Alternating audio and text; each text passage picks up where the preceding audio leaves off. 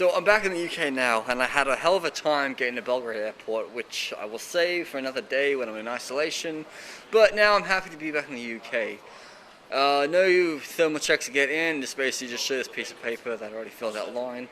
You have to fill out 48 hours before you come in. I also had to fill out an extra piece of paper by hand. They gave me at Belgrade Airport and then collect it.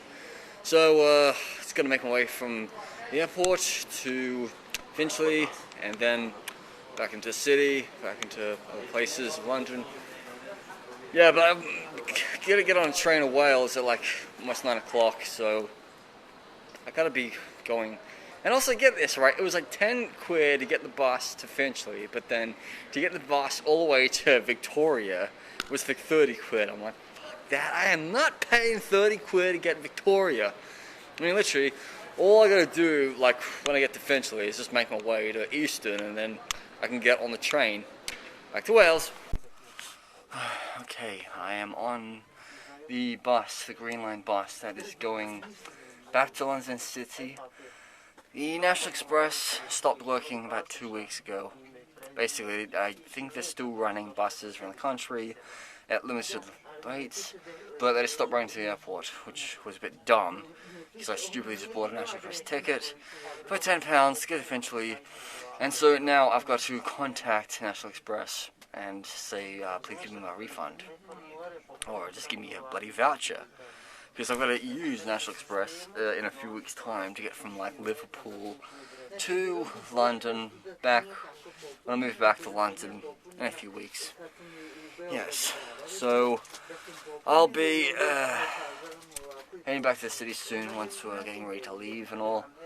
I think it's like a leave time, maybe 1 o'clock, you never know, there might be more people, but there's no flights landing anymore for the morning until maybe 6 AM. Yeah. Usual part of London, North Finchley, also West Finchley, something Finchley, yes. So I always get a bus from Luton or Stansted from here. Saves me a lot of money instead of like getting the bus from Victoria. Or just getting the train, seriously. I don't always get the train to like Luton or like Stansted. I did like a few weeks ago when I left. But yeah. So 1:30 in the morning, and tube station isn't really open. Buses should be running as normal. Shops are closed as usual.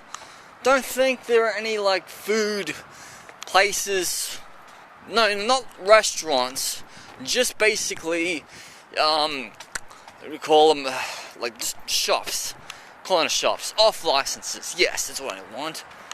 Yeah, so I've got like another 7 hours to kill. Just gotta find like Euston.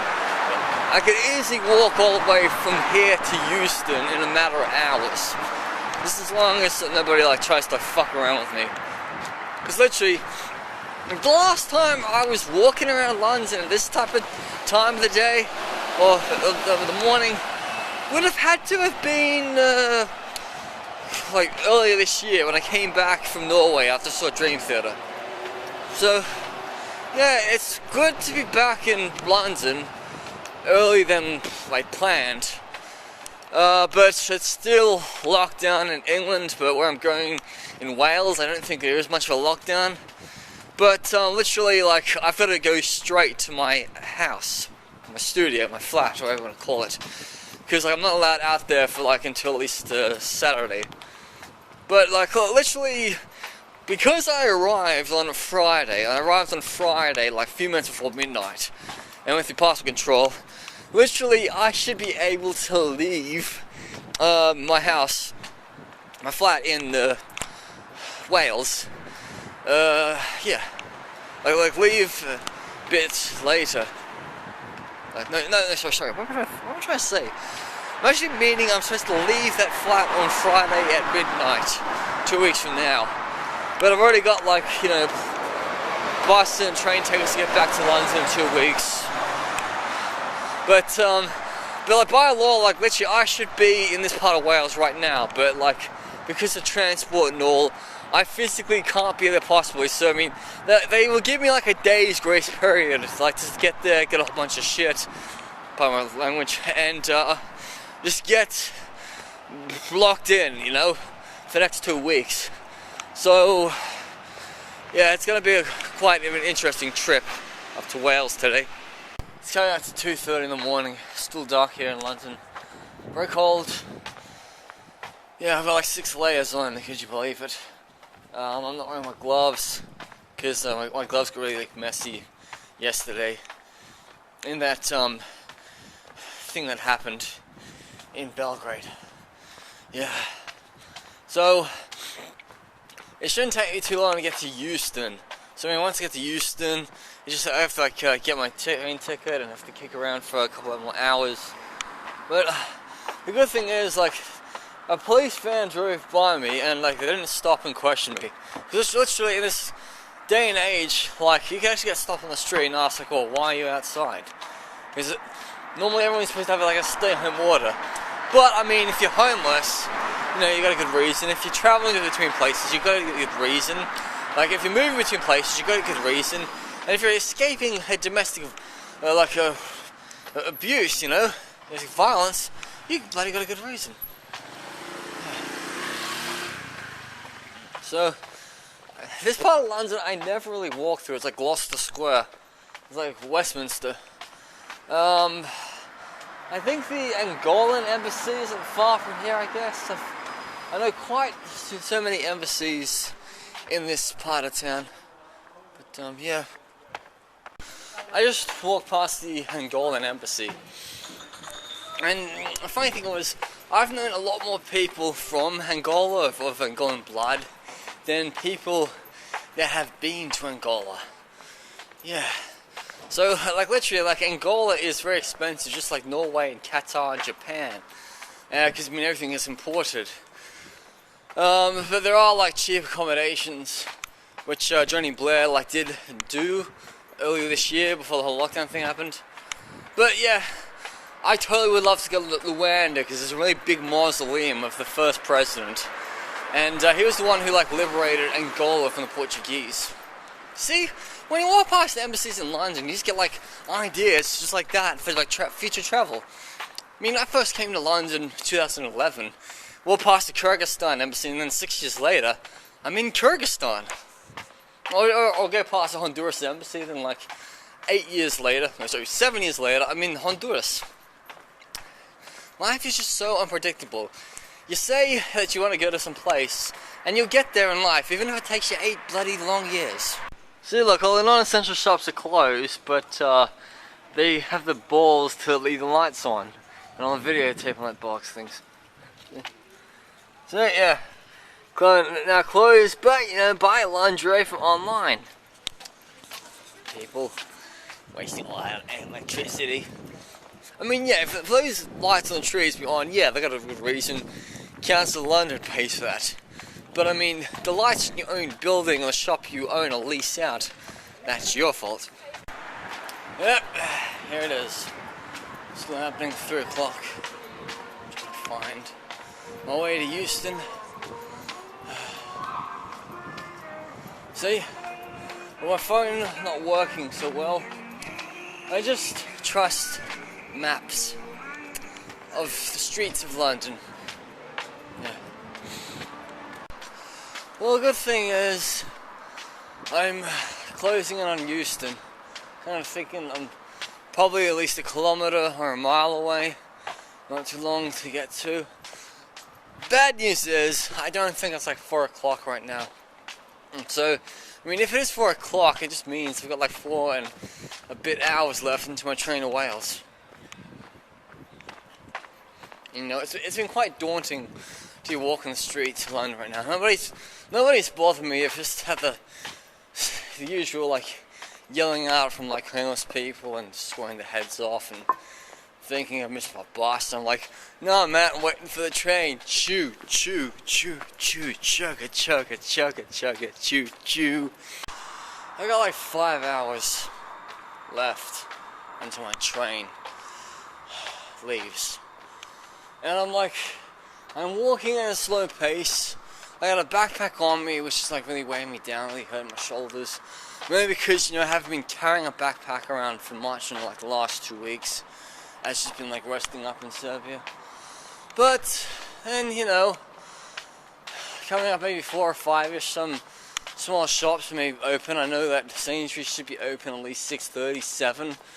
Nearly get a lot of tinned food before I get on the train. Yeah. But I mean, I'll be in my Welsh town by lunchtime. So, and then I've got like a 3-hour kick around until the bloody accommodation, my Airbnb opens up. Yeah, like, because like, normally, like when you come here to the United Kingdom, like your check-in is normally at least after 2 o'clock, because I mean, literally people have to piss out of hotels by at least 10 o'clock, and then so you know you got like a 4-hour turnaround to get everything in order for like your new guests. So you think about that. Yeah. But I'm quite glad that like I'm doing my my quarantine in Wales and not England, because literally like this whole like 2-week thing was all like last minute. So basically searching all around England, I was like saying, oh please give me something that like lets me like stay somewhere for 2 weeks without so much money. And it, like in total it was like £300 for 2 weeks. So I mean it wasn't too bad. I was aiming for at least £250 for the 2 weeks. But then yet again, you know, quarantine is getting lowered soon, so you won't really have to like, you know, spend like 14 days at home. You know, you have to spend like 6 days. On the 6th day, you get your expensive PCR test done, and if you're clean, Bob's your uncle, you get your key to freedom. So I mean, I'm just so happy to be walking around the streets of London after getting off a plane, unlike those idiots back in Australia and New Zealand, have to go straight to a stupid hotel, and they're going to pay $3,000 for 2 weeks, or at least $1,000 for a week, and they're not allowed outside the hotel. I mean, yeah, okay, I'm not going to be like outside of my, you know, my my studio, but it doesn't really matter, because I mean, literally I can walk around the grounds of my studio, walk to the front door, pick up my food, and that's about it. Call the grocery shop to drop some food off at my place, get some Uber Eats, Deliveroo, good cheap food, more Welsh cakes, more Welsh rabbits. Yeah. Yes, I'm finally here. It's not even 4 o'clock yet. Kind of felt bad that like I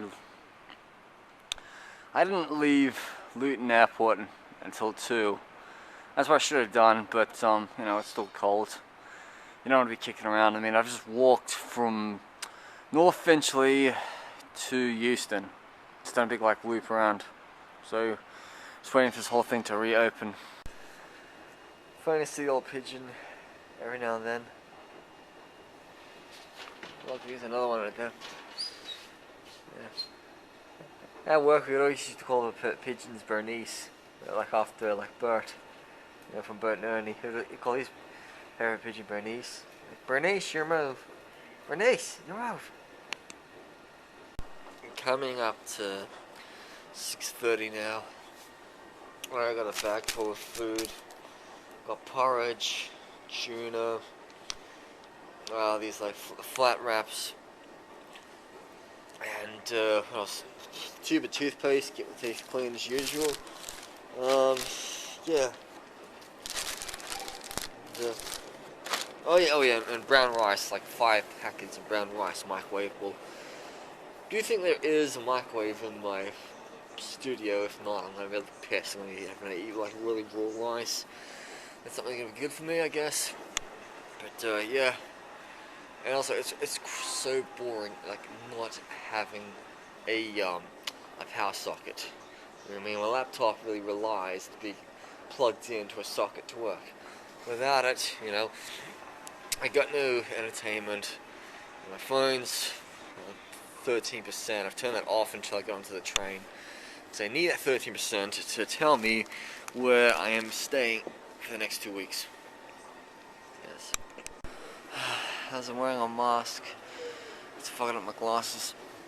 Ugh. Excuse me. Yeah, it's 8:19, give it 8:20, so I've got like, wait, let me see, 24, 30, about 44 minutes left when my train leaves, so I'm just waiting for the platform number to pop up, and then so that means I can get on a train just in time for departure. I was also like falling asleep a bit, which I shouldn't be doing because that's how I can miss a train.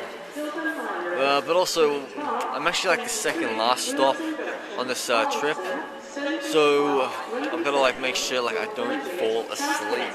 I mean, I can, but so just make sure I have to get up around lunchtime if I can get off the train. Otherwise, I'm gonna end up in a really weird part of Wales that like I've not been in like 5 years. So yeah, this part 2 of the vlog. I just feel like I'm inching so close, so by 3 PM, like I can be able to fall asleep for a couple of hours because I'm just really so tired. It's like what happens when you don't sleep in a bed at night. So I'm on the train now, quite early. I had to get my laptop all set up and charged. Also gonna get my iPhone charged because I don't want to arrive in this town in Wales without a flat iPhone battery and no access to her address. So while I'm at it, I'm just gonna like log onto my laptop, which requires a power connection because it doesn't work like wirelessly. There's a new battery when I get back. So yeah, it's gonna be like a 3-hour like trip to Bangor. I may fall asleep if I'm good, but then literally like I've got to kick her.